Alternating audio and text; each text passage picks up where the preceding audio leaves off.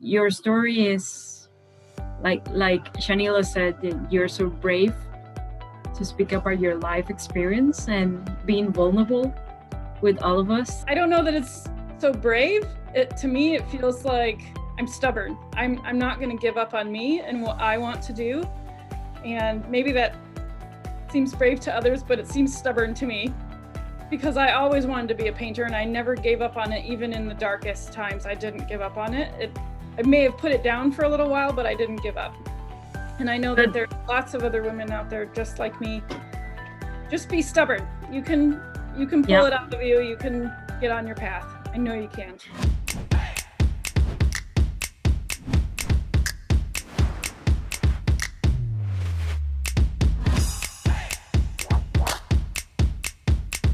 Thank you, Jamie, for being here. And the reason that Jamie is here with us today is because her story is so amazing and so powerful and so beautiful that we wanted for everyone to know her and to know your story, Jamie.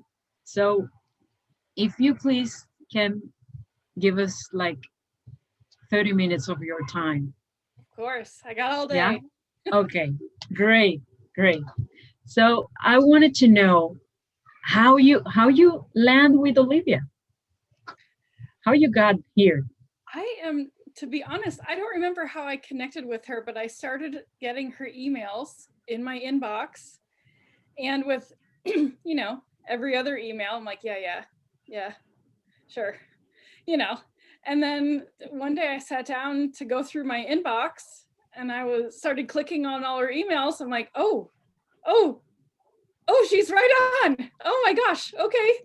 And then I got really turned on to it and I couldn't stop. So it just became, my place, and I needed to know more about her and what her mission was. And I wanted to learn everything I could from her.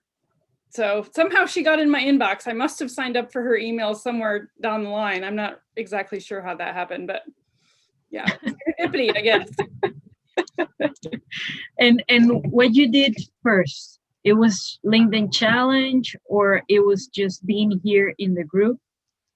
I got connected in the group and I saw a lot of ladies talking about the LinkedIn challenge, and I was like, oh, that, LinkedIn, but okay, like that sounds fine, And when it came back up, I thought, okay, well, I'm going to jump in and see what that's about. And it was a great little challenge. I learned a lot.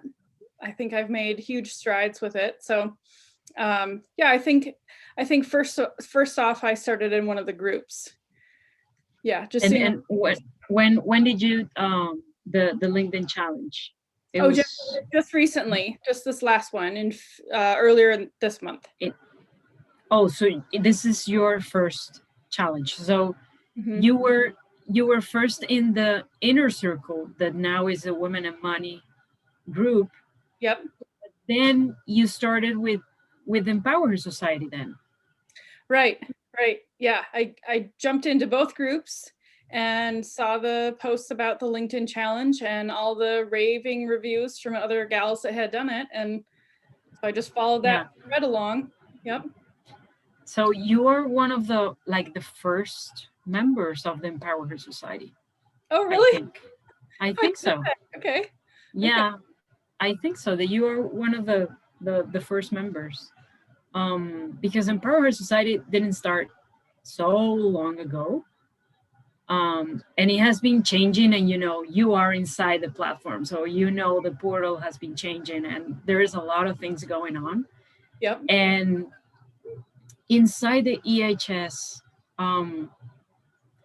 if I can ask you, what was the trigger for you to realize that you needed this change?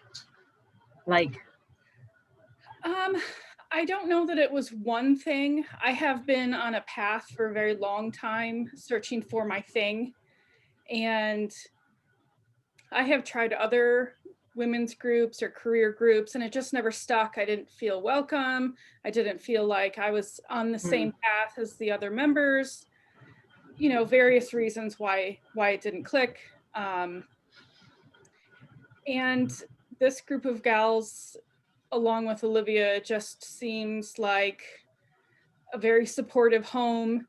And it just aligns with how I've felt inside for a long time. The messaging is exactly what my brain has been thinking for many years. So yeah, so I've just been very, very unhappy with my career for many, many years, practically since I graduated in 2004. And I've been really struggling and searching, and I've bought so many self-help books and everything I can think of to try to get myself on the right path. But I really think I found it this time with Olivia and all the gals in the Empower Society.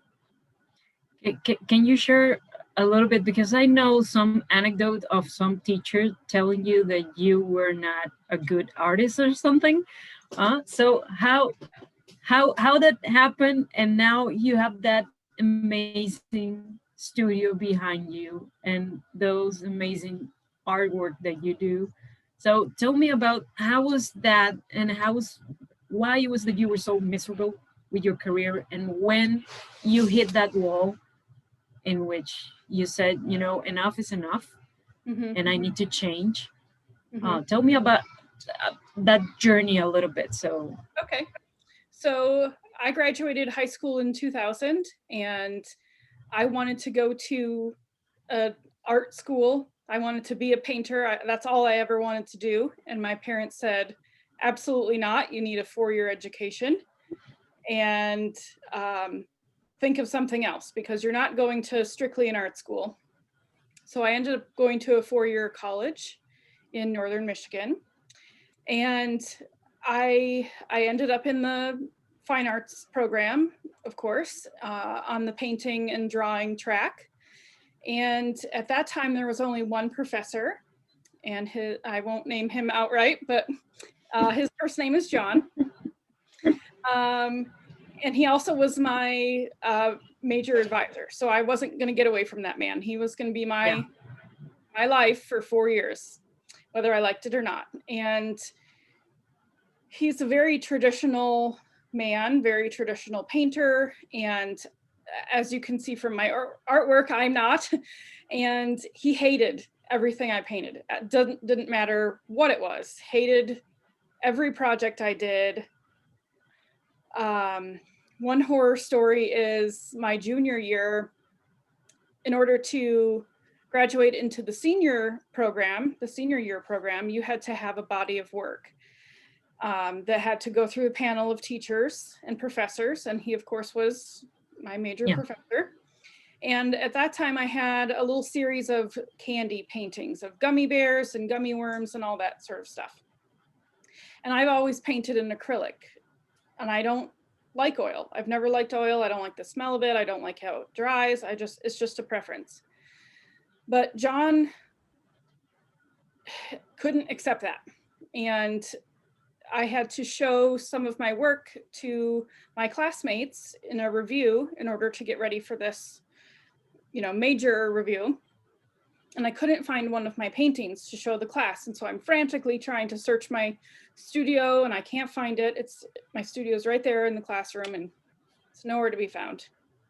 And so I mention it to John as I'm presenting the rest of my work, and he says, "Oh, well, I have it." And he had gone in my studio and taken it from me and painted over my artwork in oil, and then says to me, "See how much better it could be if you painted in oil," and and I almost died. I was so sad. My heart just gave out on me. And so that's not good. It was a series of awfulness. And it really was a struggle for me to get through that design program. I barely graduated with my degree. I wanted to quit. It was just wretched. And after I graduated, I did not have a job. I could not find a job. So I was just despondent. I just couldn't get it together. And he ruined me for he ruined my art spirit for a lot of years. I let him do that, and I didn't paint for probably 5 years. I didn't draw anything. I just walked away from it, and I taught myself graphic design on a computer and how to do the programs because I still wanted to do design. And I landed in a series of graphic design jobs, which were terrible, terrible bosses, terrible jobs, terrible colleagues, terrible work environments, and I just, the last 15 years or so, it's just been awful. I've just slogged through it and You survived. Yeah, just like survival mode, trying to figure it out, do I give up on it? Why am I not making any money? Why, what's wrong with me? And then this last job I had, it's been a year since I quit, but the last job I had was at a sign manufacturing company, and I was a graphic designer, and I was a lead, and I was on their management track, and they just put me through the ringer, and I gave up. I couldn't take it anymore. It just finally broke me. The stress of it, I was working 60-hour weeks, just nonstop. And I would come home and I'm just miserable. I'm so angry. I'm mad at everyone. I just can't, I just can't anymore. I just have had it. So I think around that time is when I started getting Olivia's emails, and I finally just quit my job. I'm like, you can keep it. I'm out. I'm not going to do it anymore. I want to paint. I've always wanted to paint. I just started listening to myself, and I was taking on mural projects and doing a lot more painting in my studio. I've always had a studio. So I've just decided I'm not going to try to fit myself in that square peg anymore. So that's kind of a short story, but Mr. John almost killed he almost killed me. I mean, not literally. Yeah, I know. Your spirit. Your spirit. He almost did it. Yeah. And I wanted you to share this because I'm pretty sure that we have a lot of ladies in the group that are feeling somehow depleted from the job that they are taking, that they are not quite sure their inner genius, where it is, Mm-hmm. So I wanted you to share that because you can do it, Of course you can. Of course you can. Maybe it's 15 years, maybe it's 5. For other people, it's 25 years from their life before they realize that, I'm here for a reason, and it's my responsibility to acknowledge that and to live that inner genius and to play in my genius zone every day of the rest of my life. So hooray for you that you realize that, and now you are living the dream that you pictured for yourself so many years ago. And inside EHS, when you're getting kudos here in the chat, inside EHS we have so many guest speakers, and when they talk about their own journey, there's always a story behind the greatness, So that's how we all came into, even Olivia's story comes from a rock bottom story, and then coming from the ashes like a phoenix bird, So thank you for sharing that. I know that it's like a bittersweet memory for you, but I know, and I'm glad that you are now in your genius zone. playing every day. Yeah. And I wanted you to tell the ladies your own experience inside the Empower Her Society. How Olivia through the Empower Her Society had helped you to get that mindset, that that clear path that you are now going through. Because she has helped us, all of us. Now I'm on her team, but she helped me too month back. So Yeah, I mean, I think all of us that are in the society, or all of us that are following Olivia along, in our heart, we know that we're smart, we're capable, we can figure this out. I just wasn't on the right path, and I think that at least for me, I always knew I could figure it out. I just didn't know what steps to take. I didn't know what was going to work. Sometimes I needed a little bit of advice, and I think a little bit of it is that I needed some validation too, that, I did everything I was supposed to do. I graduated with a 3-point GPA. I kept my head down and I got myself through college. I did all the things I was supposed to graduate. I graduated with honors. I did all the things. I did it right, but it didn't reward me back. And that didn't make sense to me. And no one ever tells you that there's other rules besides, the rules they say openly: go to college, do the things.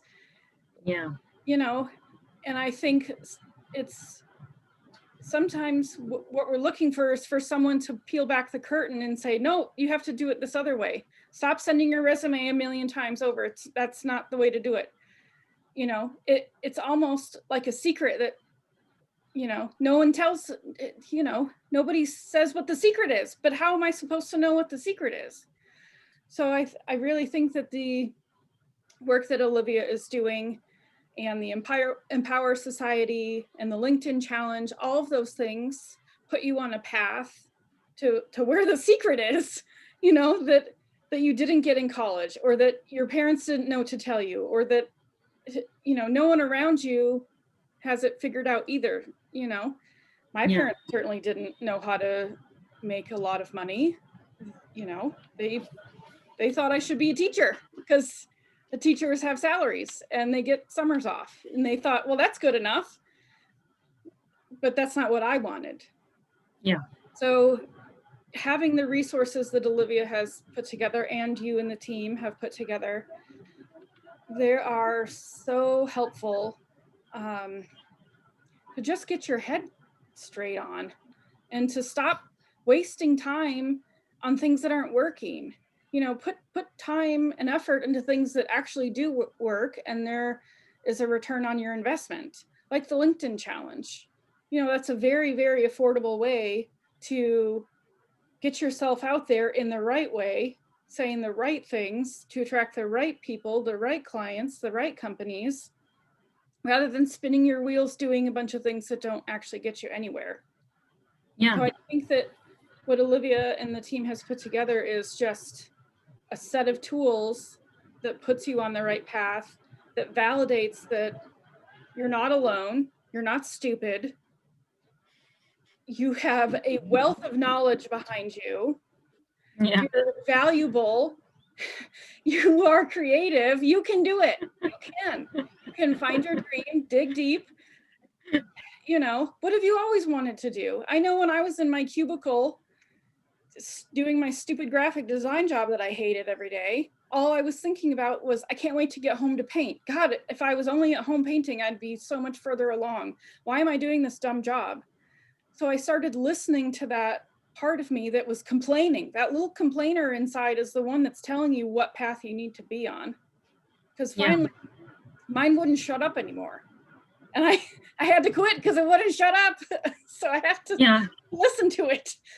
It's like the angel and the devil, talking here and saying, what the heck are you doing here? Yeah. Yep. Yeah, I know.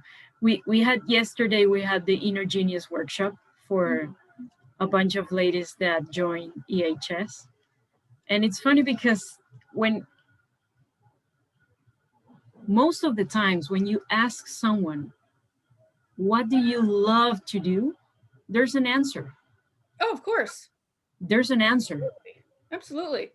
But not They don't most of the wanna say it times because they that don't want match there to, yeah, of what you're doing right. right now, Right. you know, Right. for a living.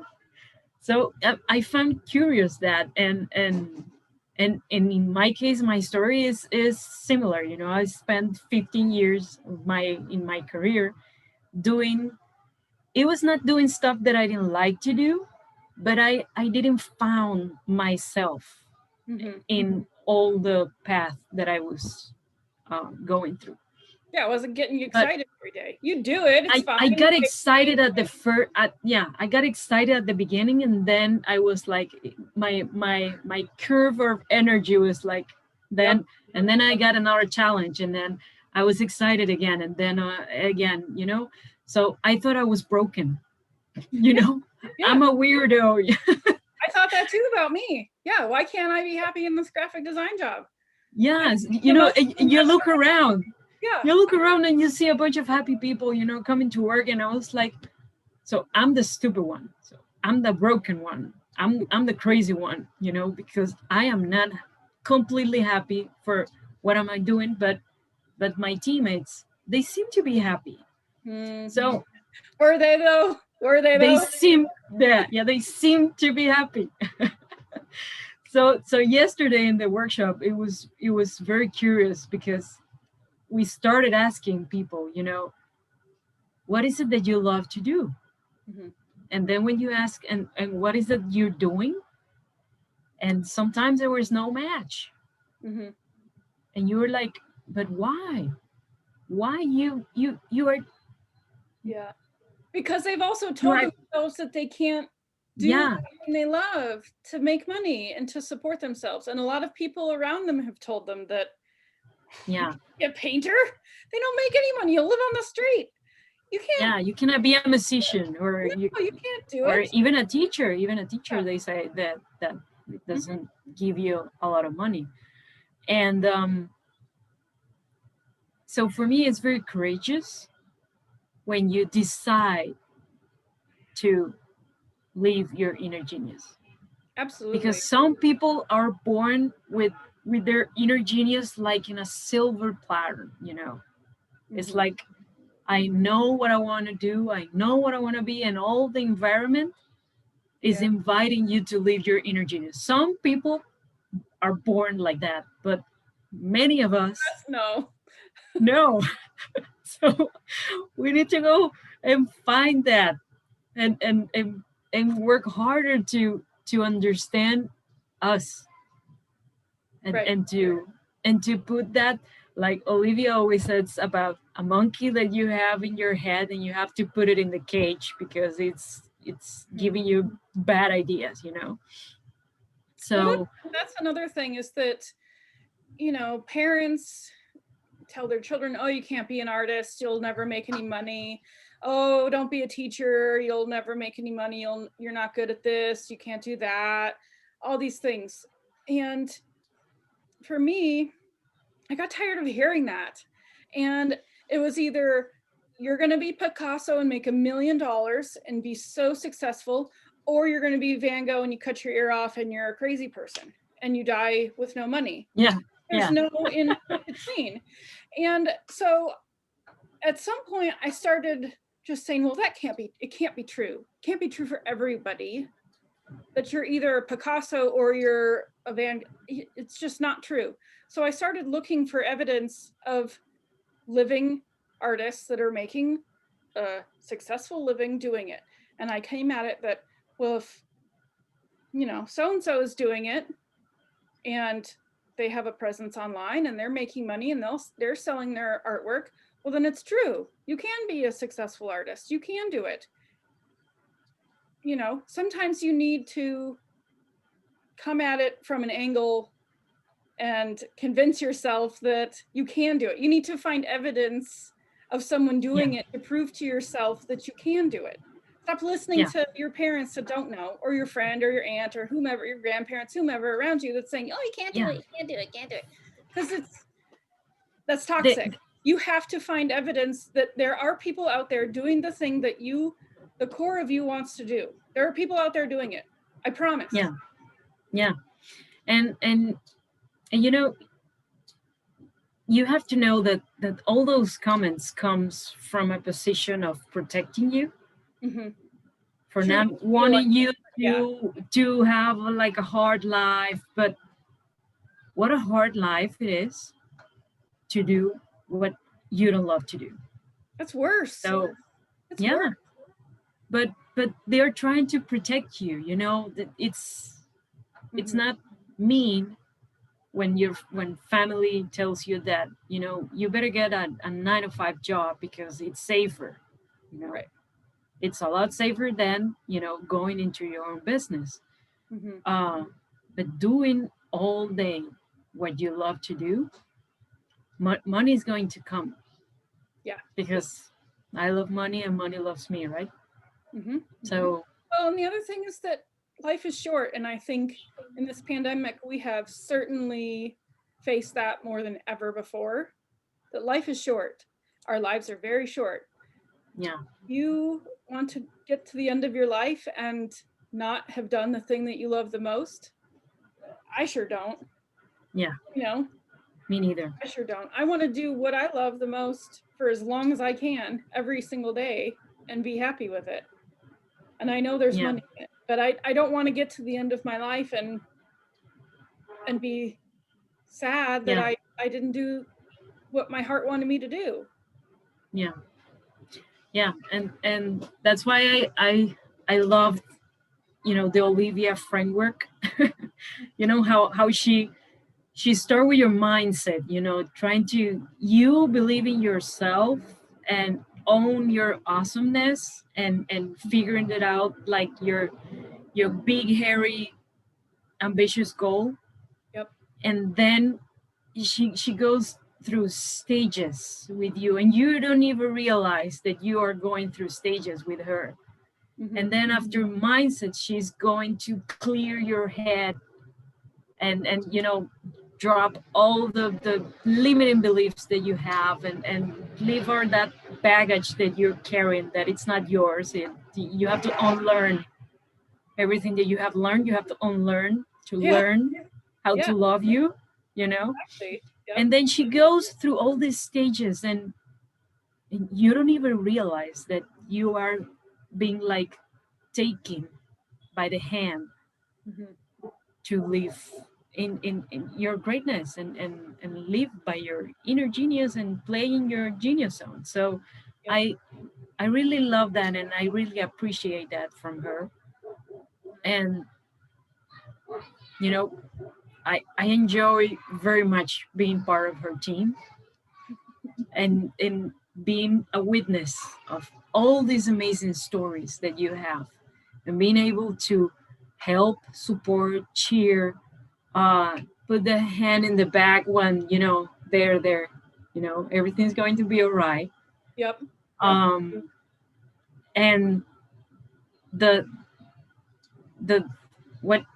energy that she delivers every time, and I just, it's incredible. She's like the Energizer Bunny, you know.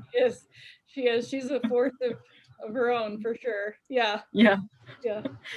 And I know that she has an energy coach, and she was one of the guest speakers inside EHS once. And she talked a lot about how to keep that flow in your body and how to control, and that's why it's so important to know what depletes you, because you have to try to avoid all the stuff that depletes you in order to keep your energy. So I know that for you scratch all the stuff that depletes you, you know. And that's something that I'm just recently coming to, that that little saying of garbage in, garbage out, I'm a person that I get too wound up with the news and all of the politics and all the things, and I have to shut it off. And so that's one thing that I heard Olivia say a little while ago, is that she doesn't Yeah. she doesn't pay attention to the news. And that's been something that I've been trying to implement. I've deleted all the political podcasts off my phone. I'm not going to listen to that anymore. I'm trying to be very conscious about what's going into my brain so that I can put good things out. I'm trying to, if you will, get my energy up higher. So yeah, that's been a real change for me too, because I can get so, I circle the drain. If I'm not careful, I get my head too full of negative stuff, and then I start circling the drain, and then I lose days to being upset. So I'm trying really hard to only listen to positive messaging or good stories or just music, and just try to keep my brain full of the good stuff so I can put good stuff out. Yeah, because what you think or what you believe, Mm-hmm. it's what you translate that into actions. So you better believe good stuff, because otherwise it's it's not going to be good. Mm-hmm. So being part of this community, this group, this Women in Money group, it's amazing. And I love the how kind people is with their time, because every time that you write to someone and you answer a comment or a post, or you're investing your time in helping other people. Absolutely. I think if someone is asking a question, that's a genuine, they really are struggling with it, and they're not being flippant. And I think if you can impart any sort of help or wisdom or advice on that, it really, I think it really helps a lot. And I think it's such a targeted group of women that we're all trying to do the same thing. We're all trying to get ourselves on the right path of the thing that we love and do the thing that we love the most. And sometimes we get a little wavery around. So, asking for help is not a sign of weakness. It's that's so true. Get back on the right path and help you stop getting wound up with the wrong things. So this is a safe space. Mm-hmm. It's a safe space. You can be vulnerable. You can, well, the whole idea is to be yourself here. Mm-hmm.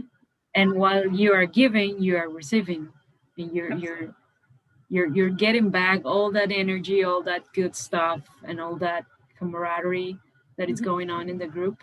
Mm-hmm.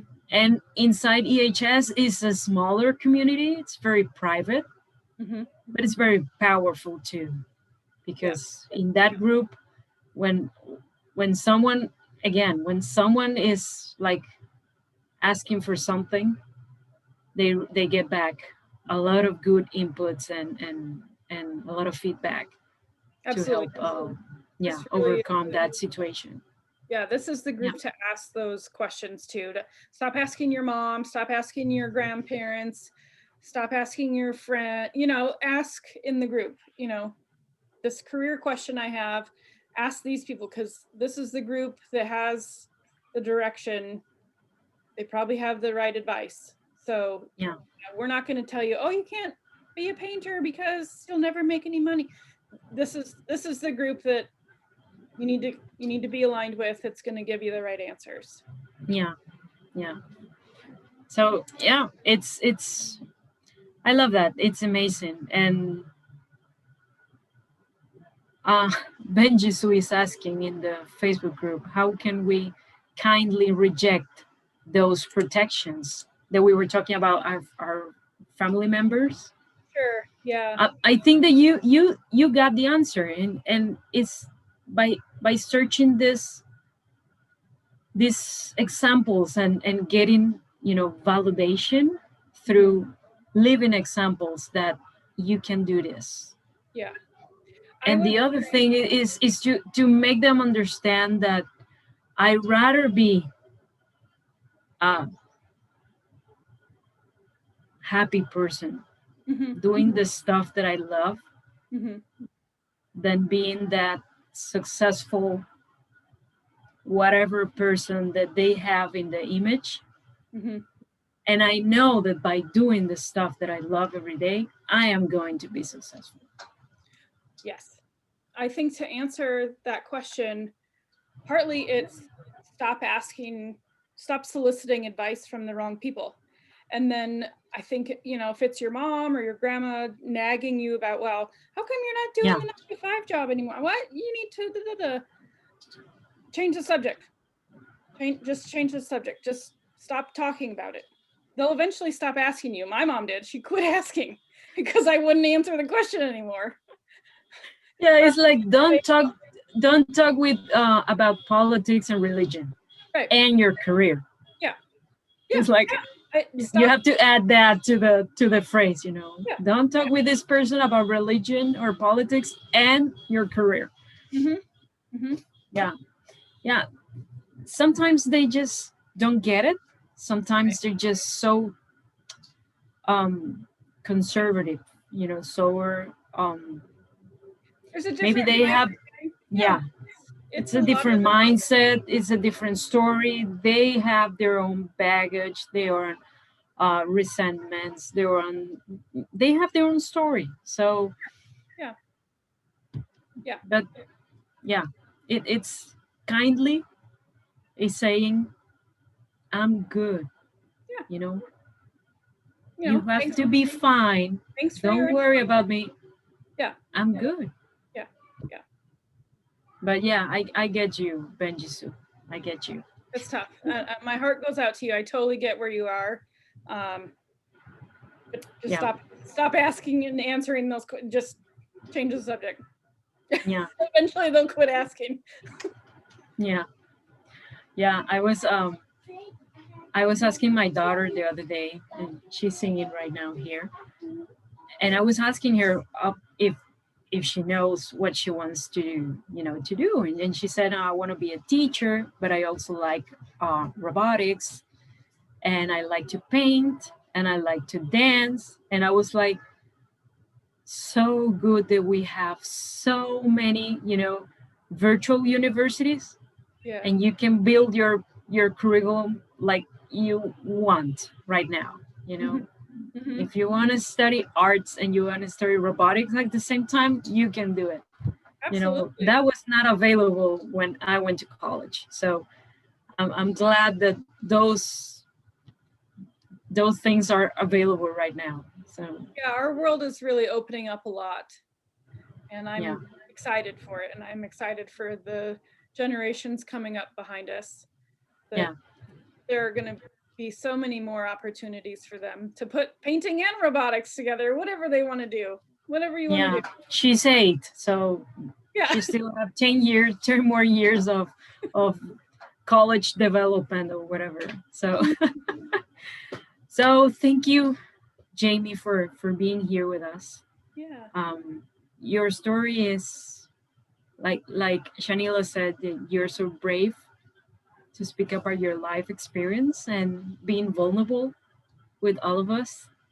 And I really appreciate that, and I really appreciate your time and being here with us and being part of EHS and always being so supportive with everyone in the community and being there when everyone is needing a hand, Mhm.